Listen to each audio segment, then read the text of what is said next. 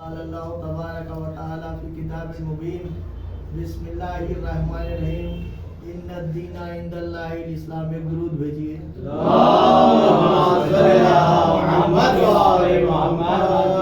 آج کی مجلس جو میرے والد صاحب کی ہے اور میرے والد صاحب جو ہے جب مجلس پڑھتے تھے تو ان کی جو سب سے فیوریٹ جو آیت کریمہ پڑھتے تھے وہ یہی ہے ان الدین عند اللہ الاسلام. زیادہ تر جو مجلسیں پڑھتے تھے اسی آیت پہ پڑھتے تھے. ان الدین عند اللہ الاسلام. ایک درود بھیجیے. عزیزان محترم، قرآن کریم کی بہت ہی مشہور و معروف آیت کریمہ ان الدین عند اللہ الاسلام. مطلب کہ پروردگار عالم ارشاد فرما رہا ہے کہ میرے نزدیک جو سب سے بہترین دین ہے وہ دین اسلام ہے. دین اسلام سے بہتر کوئی دین ہے ہی نہیں. پروردگار عالم نے 1,24,000 نبیوں کو بھیجا.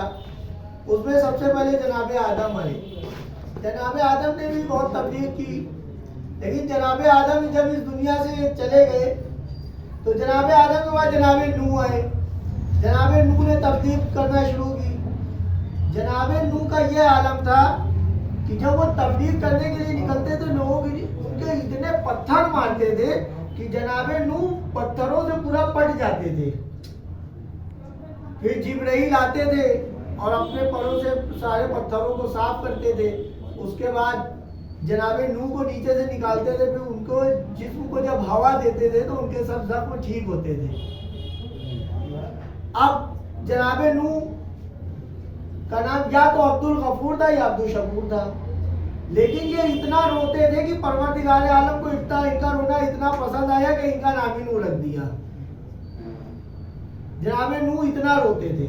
پھر جناب نوح کو سب سے لمبی عمر جو پروردگار عالم نے دی ہے وہ بھی جناب نوح کو دی ہے 2500 سال، یعنی 2500 برس. جب 2500 سال کے بعد ملک الموت ان کے پاس آئے اور کہا کہ یا نبی اللہ، پروردگار عالم نے آپ کو اتنی بڑی عمر دی، آپ کو کیسا لگا؟ کہنے کہ مجھے تو ایسا لگ رہا ہے کہ جیسے میں دھوپ سے چھاؤں میں آ گئی ہوں. اس ٹائم دھوپ میں کھڑے ہوئے تھے تو کہتے ہیں کیا میں ادھر آ سکتا ہوں؟ اس نے کہا یہ بسم اللہ، یہ چھاؤں میں آ گئے. مجھے تو ایسا لگ رہا ہے جیسے میں دھوپ سے چھاؤں میں آ گئی ہوں. جناب نوح کو پروردگار عالم نے جب جناب نوح بہت روتے تھے اور جب انہیں نے عذاب کے لیے پروردگار عالم سے کہا تو پروردگار عالم نے کہا نوح سب سے پہلے تم پیڑ اگاؤ، کاشتکاری کرو. جناب نوح نے 300 برس تک کے 300 سال تک کے پہلے انہیں نے پیڑ اگائے. جب وہ پیڑ بڑے ہو گئے تو اس کے بعد پروردگار عالم نے کہا کہ اب اس کو کاٹ لو. جناب نوح نے ان پیڑوں کو کاٹا. اس کے بعد پروردگار عالم نے کہا کہ تم ایک نو بناؤ، جو تمہاری نو میں بیٹھ جائے گا بس وہی بچے گا، اس کے علاوہ کوئی نہیں بچے گا. ایک درود بھیجیے.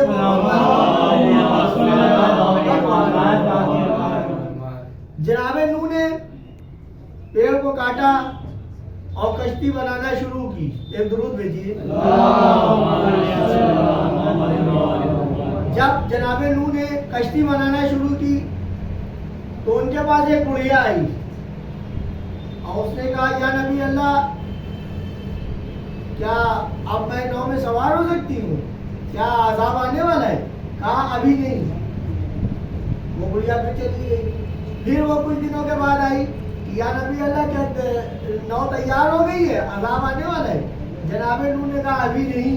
جب وہ ایسے ہی آتی رہی تو جناب نوح نے اس سے کہا کہ جب کشتی تیار ہو جائے گی اور عذاب کا وقت آ جائے گا تو میں تمہیں بلا لوں گا. کشتی جب تیار ہو جائے گی تو وہ چلی گئی.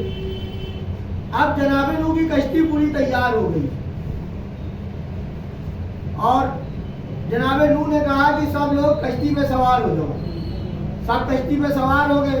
جناب نوح کا لڑکا بھی جا رہا تھا. جناب نوح نے اپنے بیٹے سے کہا کہ تو بھی اس پہ سوار ہو جا. اس نے کہا نہیں، میں اس پہ سوار نہیں ہوں گا، میں سب سے اوپر چوٹی پہ چلا جاؤں گا. جناب نوح نے کہا آج کوئی نہیں بچے گا. وہ کہنے گا نہیں، میں سب سے اونچے چوٹی پہ چلا جاؤں گا. بس جناب نوح نے کہا پروردگار لیسا من اہلک، پروردگار عالم نے کہا یہ تیرا بیٹا ضرور ہے لیکن یہ نااہل ہے. پروردگار عالم نے اس کو ڈبو دیا. اب جو جناب نوح کی جو بیوی تھی وہ کہنے لگی بڑے میاں دیکھ رہے ہو بیٹا جو ہے ڈوب رہا ہے اس کو بچا بھی نہیں رہے ہو, اس کے اوپر بھی عذاب آ گیا جبکہ وہ ناؤ میں بیٹھی تھی وہ بھی ڈوب گئی. ایک درود بھیجیے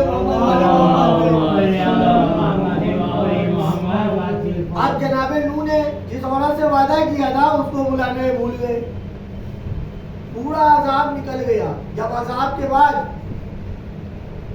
جب وہ عورت بھی نکل کے آئی اور کہا کہ یا نبی اللہ کیا عذاب کا ٹائم آ چکا ہے, جناب نوح نے کہا کیا تجھے کچھ نہیں پتہ چلا؟ اس نے کہا کچھ نہیں, آپ نے کہا تھا کہ جب وہ عذاب کا ٹائم آئے گا کشتی تیار ہو جائے گی میں تمہیں بلا لوں گا, اب میں تو آپ ہی کا انتظار کرتی رہی. کہنے تمہیں کچھ نہیں پتہ چلا؟ کہنے مجھے تو کچھ نہ پتہ. تو جو انسان ایمان پہ بیٹھا رہتا ہے پروردگار عالم اس کو ہی بچا لیتا ہے. ایک درود بھیجیے. جناب آدم کی جناب نوح کی کشتی میں دو جانور بھی پیدا ہوئے,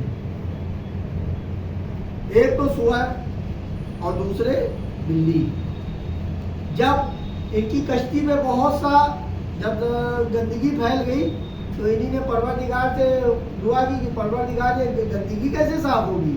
تو پروردگار عالم نے کہا آدم نوح تم ہاتھی کے چہرے پہ ہاتھ پھیرو. تو انہی نے جب ہاتھی کے چہرے پہ ہاتھ پھیرا تو اس کو چھینک آئی اور اس کی ناک سے سور کا جوڑا گرا. بہت سے لوگ یہ کہتے ہیں کہ مطلب سور کا نام لے لینے سے 40 دن دعا نہیں قبول ہوتی ہے.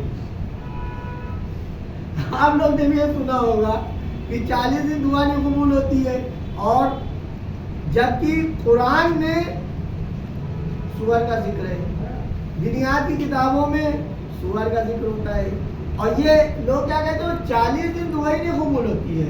یہ کون سی دعا ہے جو 40 دن میں سور کا نام لینے سے؟ تو بھی پروردگار عالم نے ایسی چیز ہی کیوں بنائی ہے جس کو پیدا کرنے کے بعد جو ہے 40 دن دعا ہی نہ قبول ہو؟ ایسی چیز کیوں بنائی پروردگار عالم نے کہ 40 دن دعا نہیں قبول ہوتی ہے؟ اور دوسرے پیدا ہوئی ہے بلی, کیونکہ چوہے ان کی کشتی کو کاٹے ڈال رہے تھے. انہی نے چوہوں کو سمجھایا لیکن چوہے کا مان نہیں رہے تھے, کشتی کاٹے ڈال رہے تھے. تو انہی نے پروردگار عالم سے پھر دعا کی. پروردگار عالم نے کہا شیر کے چہرے پہ ہاتھ پھیرو. انہی نے جو شیر کے چہرے پہ ہاتھ پھیرا تو اس کو چھینک آئی تو اس کی ناک سے بلی کا جوڑا گرا تھا. اب بلیوں نے آ کے چوہوں کی بھیڑ, انہی نے پھر چوہوں کو سمجھانا شروع کر دیا. اب چوہے کنارے بیٹھے تھے اور یہ شیطان بھی کشتی میں تھا. ایک گدھے کی پوچھ اس نے پکڑ لی تھی اور انہی نے کہا چل شیطان. اب جو انہی نے کہا چل شیطان تو وہ شیطان بھی ساتھ میں اوپر چڑھ گیا. اب جناب نوح نے جو دیکھا کہ شیطان بھی میری کشتی میں بیٹھا ہے تو انہی نے پروردگار عالم نے کہا پروردگار عالم نے کہا بھائی اس کو کونے میں بیٹھا رہے دو, ورنہ قیامت جو پہلے آ چکی ہے پروردگار عالم نے اس کو مہلت دی تھی قیامت تک کی. جو ایک قیامت آ چکی ہے وہی بہت تھی, اسی قیامت کے بعد اس کا کام ہو جاتا اسی قیامت میں ہی. لیکن جب گدھے کی پوچھ پکڑ گئی ہے جو ہے اس میں چڑھ گیا تھا کشتی میں, اور ایک ایسا انسان تھا جو کشتی میں بھی نہیں چڑھا اور کہیں بھی نہیں گیا اور وہ بچ بھی گیا. وہ تھا اوج ابن مناخ. وہ اتنا لمبا آدمی تھا کہ جب ساری دنیا کا پانی ایک ہو گیا تھا اور جب وہ سمندر میں کھڑا ہوتا تھا تو اس کا سمندر میں جب وہ کھڑا ہوتا تھا تو پانی اس کی پنڈلی تک کے آتا تھا. وہ سمندر سے مچھلی نکالتا تھا اور بھون کے کھا جاتا تھا. ایک بار اس کو مارا کس نے؟ جناب موسیٰ نے. اور جناب موسیٰ 11 گز کے خود تھے اور 11 گز کا ان کا عصا تھا اور 11 گز وہ اوپر اچھلے تھے. 11 گز تو آپ لوگ تو سمجھتے ہی ہیں, جو یہ زردوزی کام کرتے ہیں 6 گز کی پوری ایک وہ ہوتی ہے آپ لوگ کی کارچو, اس سے بھی بڑی 11 گز. 11 گز کے وہ خود تھے, 11 ہی گز کا ان کا عصا تھا اور 11 ہی گز وہ اوپر اچھلے تھے. اور جب اچھل کے انہی نے جو اس کے عصا مارا تھا تو اس کے گٹے میں پڑا تھا. تو آپ سمجھئے اس کا گٹا اتنا اوپر تھا تو وہ خود کتنا اوپر ہوگا. ایک درود بھیجیے محمد. جب وہ گرا ہے تو گرا تھا دریائے نیل سے اس پار سے اس پار. تو دریائے نیل پہ اس کا جو بن گیا تھا پل بن گیا تھا. پہلے زمانے میں کوئی پل تو ہوتے نہیں تھے تو اور ابن عناق کا جو ہے پل بنا تھا دریائے نیل پہ، تو اس عورت نے جب جناب ابراہیم جب جناب نوح سے اس عورت نے کہا، جناب نوح نے کہا کہ تجھے کچھ بھی پتہ نہیں چلا؟ اس نے کہا مجھے تو کچھ بھی پتہ نہیں چلا بھائی، کہنے کہ اتنا خطرناک طوفان آیا تجھے؟ تو وہ کہتی کہاں طوفان آیا؟ جب جناب نوح کی کشتی جو چل رہی تھی وہ کوہ جودی میں جا کے رکی تھی، تو جناب نوح نے سب سے پہلے کوے کو بھیجا تھا اور کہا تھا کہ جا کے دیکھ کے آ کہ پانی سوکھ گیا، اگر پانی سوکھ گیا تو اپنے پیروں پہ لگا کے لے آنا، پانی یا کیچڑ جو ہوگا۔ کوا جب آیا تو وہ آ کے اس نے جو ہرا بھرا سب دیکھا تو اس میں گم ہو گیا، وہ واپس پلٹ کے گئے ہی نہیں۔ تو جناب نوح نے اس کو بددعا دی تھی کہ تو ساری زندگی رسوا ہوتا رہے گا۔ تو آج کوا کہیں بھی بولتا ہے تو کیا کہا جاتا ہے؟ بھاگ۔ اور دوسرا تھا کبوتر، اس کے بعد جب کوے نے انکار کی، جب کوے کو بھیج چکے تو اس کے بعد انہوں نے کبوتر کو بھیجا اور کہا کہ اب تم جاؤ۔ جب کبوتر آیا تو کبوتر نے آ کے اپنے پیروں میں پانی لگایا اور اس کے بعد جب وہ گیا تو اس نے جا کے بتایا کہ جب سے وہ سمجھ میں آیا کہ پانی سوکھ گیا ہے تو جناب نوح نے اس کو دعا دی تھی۔ جو آج کبوتر کو لوگ پالتے ہیں تو کبوتر جو ہے اس کو جناب نوح کی دعا ہے، ایک درود بھیجیے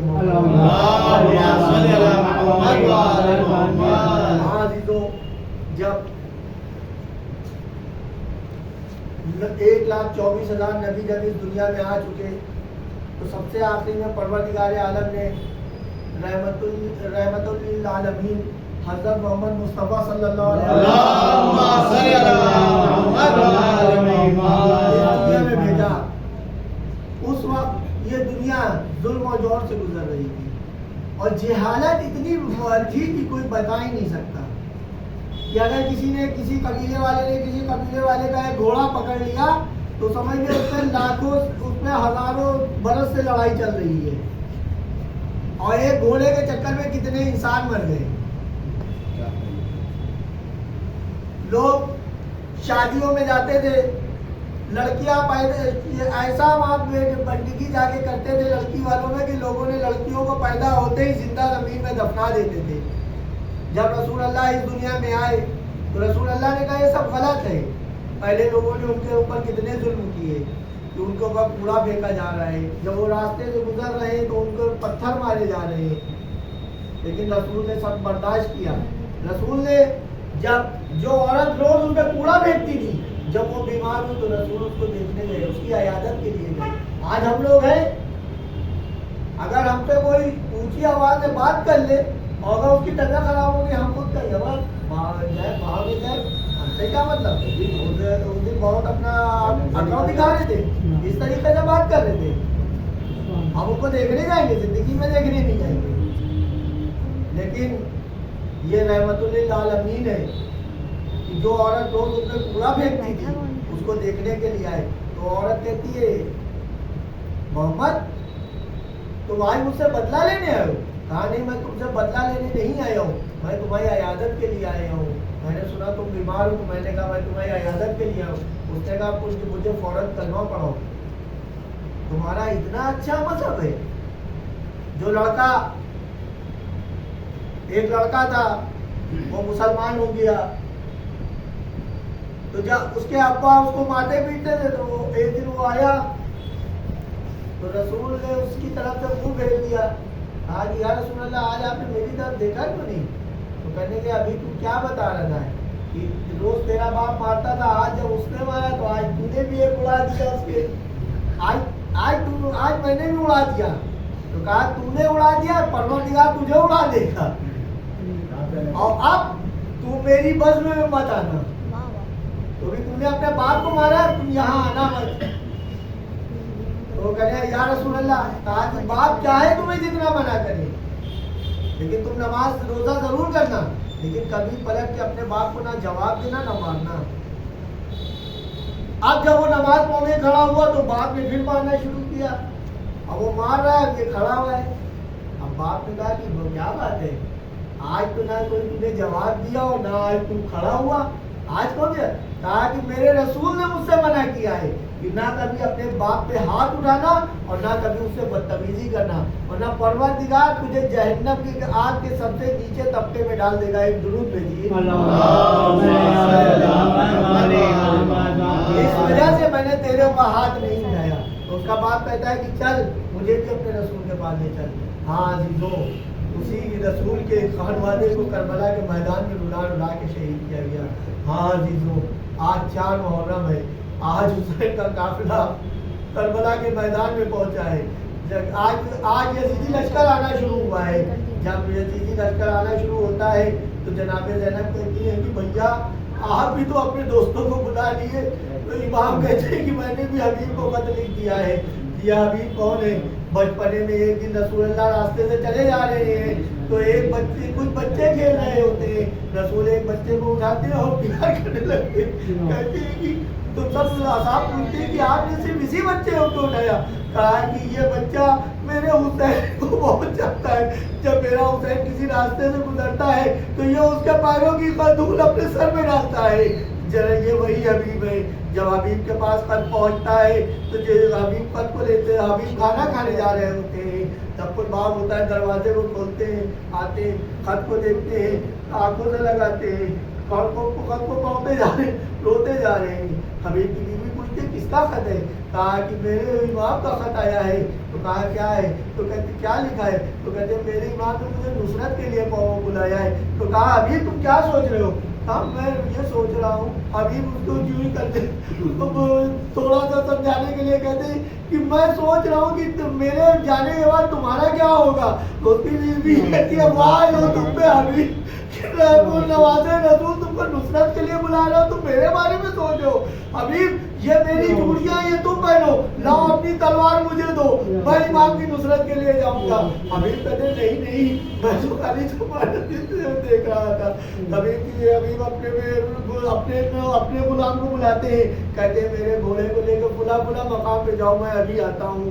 حبیب کو آنے میں تھوڑی سی دیر ہوتی ہے کہ حبیب کے گھوڑے کی آنکھوں سے آنسو نکلنے لگتے ہیں۔ حبیب کا غلام کہتا ہے کہ گھوڑے تو فکر کیوں کرتا ہے؟ اگر میرا آقا نہیں آیا تو میں تجھ پہ بیٹھ کے حسین کی نصرت کے لیے چلوں گا۔ حبیب دیکھتے ہیں تو اپنے منہ میں تماچے مارنے لگتے ہیں کہ آج میرے امام پہ ایسا وقت آیا ہے کہ یہ غلام بھی اپنی جان نثار کرنے کو تیار ہے۔ حبیب آتے ہیں، گھوڑے میں بیٹھتے ہیں، امام کی خدمت میں آتے ہیں۔ جیسے حبیب پہنچتے ہیں اللہ اکبر کی آوازیں بلند ہوتی ہیں۔ جناب زینب کہتے ہیں فضا دیکھیے اللہ اکبر کی آوازیں کیوں بلند ہو رہی ہیں؟ جناب فضا در خیمہ پہ آتی ہے، اس کے بعد واپس آتی ہے، کہتی ہے شہزادی مبارک ہو، آپ کے بھائی کے بچپن کے دوست حبیب آئے ہیں۔ کہتی ہے جا اماں فضا جا کے حبیب کو میرا سلام کہہ دیے۔ جب وہ آتی جب جناب فضا آتی ہے کہتی ہے حبیب شہزادی نے تم کو سلام کہا لایا ہے۔ حبیب کہتے ہیں آج آل رسول میں ایسا وقت پڑا ہے کہ شہزادیاں غلاموں کو سلام کہلائے۔ ارے ہم کہیں حبیب سے کہیں حبیب وعدے کا عادت حسین وہی بیویاں ہیں جن کے سروں سے چادریں چھینی جا رہی ہیں۔